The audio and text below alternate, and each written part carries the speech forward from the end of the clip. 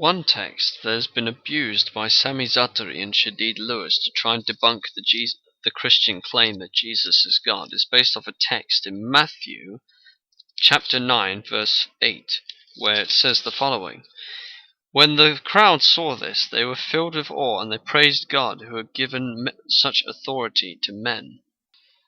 It's interesting that this point, they'll try and go to this point to deny the deity of Christ when we Christians appeal to Jesus being able to forgive sins, which obviously no prophet could do. Well, no mere prophet could say, "Your sins are forgiven." I know Sami Zaatari has made the claim that, Jesus was simply pronouncing forgiveness, but Shamoun showed he was wrong. In fact, the debate between Sami Zaatari and Sam Shamoun can still be found on YouTube, so feel free to check that out. One thing that's important to remember is read a whole book in light of its whole context. In other words, you don't take one passage that you like and distort it to the nth degree out of its overall context. And what's funny is that Matthew is one gospel where Muslims would appeal to such passages like the one I just quoted, and also to Matthew 24, Mark 13, and say, well, Jesus didn't know the day or the hour, therefore he can't be God, or something like that. To point of fact, in those very Gospels that they quote, Jesus is referring to whenever Jesus calls himself the Son of Man, he is referring to the Son of Man coming on the clouds of heaven, found in Daniel chapter 7, verse 13 to 14. "In my vision at night I looked, and there before me was one like a Son of Man coming with the clouds of heaven. He approached the Ancient of Days and was led into his presence. He was given authority, glory, and sovereign power. All peoples, nations, and men of every language worshipped him. His dominion is an everlasting dominion that will not pass away, and his kingdom is one that will never be destroyed." The word for serve or worship in the context of Daniel 7, palak, is only used of God alone, not of anyone else. It is only given to him. Keith Thompson, in his response to Ibn Amwar on this very subject of Daniel 7, says, quote, "When the Son of Man receives worship or service, the word in the original Aramaic, the language that Daniel 7 was written in, is palach. The evidence affirming that, according to Daniel and the Old Testament, this refers to unique divine service or worship which is due to God alone is strong. First, in every reference where this word is used in the Aramaic portions of the Old Testament, it is always the service or worship belonging to God, or service or worship pagans give to false gods. In fact, there are places which explicitly show that palak should only be given to God. Therefore, according to the Old Testament, it refers to service, worship of a deity. It is never generic service or reverence which one shows to be superior or a man approved by God in the Old Testament." Unquote. So here, in the verses I read, and in the piece of the article I just read, the Son of Man is given the same worship and glory that the Ancient of Days receives.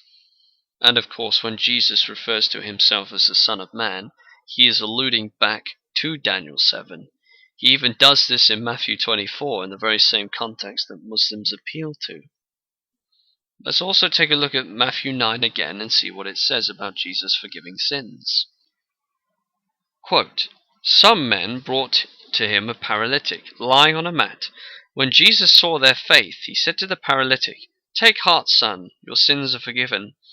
At this, some of the teachers of the law said to themselves, 'This fellow is blaspheming.' Knowing their thoughts, Jesus said, 'Why do you entertain evil thoughts in your hearts? Which is easier to say, your sins are forgiven, or say, get up and walk? But so you know the Son of Man has the authority on earth to forgive sins.'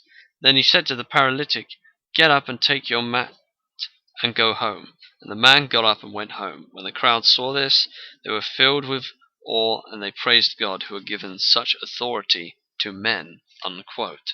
Notice the Pharisees recognized what Jesus was doing was something that that in their eyes he shouldn't have been doing. Now, what claim is this, that Jesus is able to forgive sins just like that? There's nowhere in the passage where he says, "Oh, I'm just relaying to the Father." No, I'm just relaying the Father's message to me that you have been forgiven. There's nothing about that within the text itself to even suggest such an idea. In his article, Sam Shamoon says, quote, "With the foregoing in perspective, it is obvious that Matthew's intention in writing his Gospel, by inspiration of God of course, was to present Christ as the visible appearance in the presence of God, who has come and continues to be with all his people till the end of the age. In light of this, it is rather apparent that the scribes correctly understood that Jesus was claiming to have the ability to forgive sins committed against God, whereas the people were wrong in assuming that such ability was given to men in general. Where the teachers of the law were mistaken was in their assumption that Jesus was blaspheming, since they erroneously felt that Christ was merely a man and not God who had become flesh. It is not hard to see why the others felt that Jesus' power to forgive sins indicated that God had now given men this authority to proclaim forgiveness. They were seeing a man standing before their eyes who had just performed a supernatural feat, healing a paralytic, to prove he could take away a person's sins. They couldn't deny the miracle since they had just witnessed it, and therefore couldn't contest Jesus' statements that he had forgiven the paralytic. Yet, seeing that Jesus was a human being, it never dawned on them that the one standing before them was God in the flesh, which explains why they came to their conclusion." Unquote. This is similar to a conclusion that I came to recently as well. I had a feeling that Matthew was simply recording the people's reaction, and Sam Shamoon seems to suggest a similar thing. Although, if he's watching this video, he can correct me if I'm mistaken in what I'm saying regarding him, and he can put further input into this. But we see, even in that context, that Matthew 9:8 on its own does not mean that the deity of Christ is negated in any way, shape, or form, no matter how much Sami Zaatari and Shadid Lewis want to misconstrue the passage. Jesus, in the very same Gospel, in Matthew 28 verse 20, even says, "And surely I am with you always, even to the end of the age," which obviously no prophet can claim either. In Matthew 11:27-28, Jesus says an astonishing thing which no other person, not even Moses, said. He says, quote, "All things have been committed to me by my Father. No one knows the Son except the Father. No one knows the Father except the Son, and those to whom the Son chooses to reveal him." Obviously, this is something that no prophet even claims in the Old Testament, not even Moses.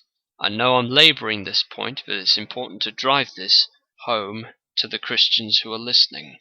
Not only this, but also Jesus refers to himself as the Lord of the Sabbath in the very next chapter, and being greater than the temple, which can be found in verse 6, and being the Lord of the Sabbath is found in verse 8.